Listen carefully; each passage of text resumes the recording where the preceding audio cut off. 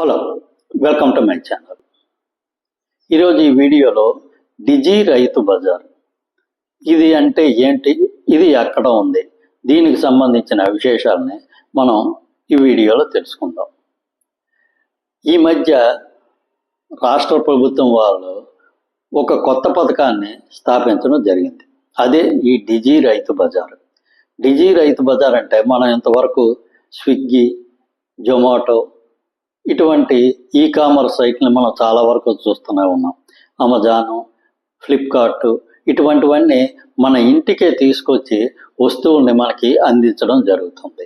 అదేవిధంగా కాయగూరల్ని పూర్తిగా ఇంటికి తీసుకొచ్చి ఇవ్వడానికి రైతు బజార్తోనే ఇది విశాఖపట్నంలోని ఎంవిపి కాలనీ వద్ద ఉన్న ఒక రైతు బజార్లోని ఈ వ్యవస్థ అనేది స్థాపించడం మొదలు పెట్టడం జరిగింది.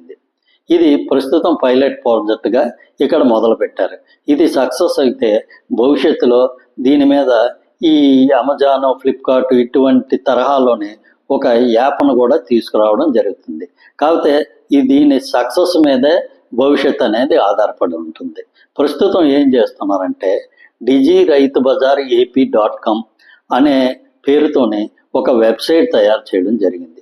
ఈ వెబ్సైట్లోకి వెళ్ళి మనం కూరగాయలని వీటిని ఆర్డర్ చేస్తే రైతు బజార్ నుంచి, ఎంవిపి కాలనీ రైతు బజార్ నుంచి వాళ్ళు తీసుకొచ్చి మన ఇంటికి డోర్ డెలివరీ చేయడం జరుగుతుంది.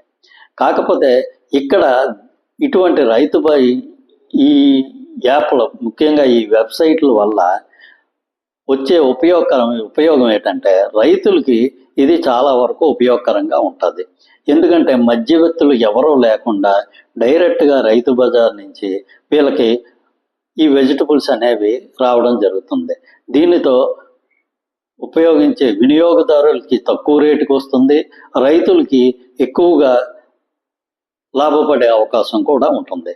కాబట్టి ఇది సక్సెస్ అయితే భవిష్యత్తులో దీనివల్ల రైతులకి చాలా ఎక్కువగా ఉపయోగకరంగా ఉంటుంది.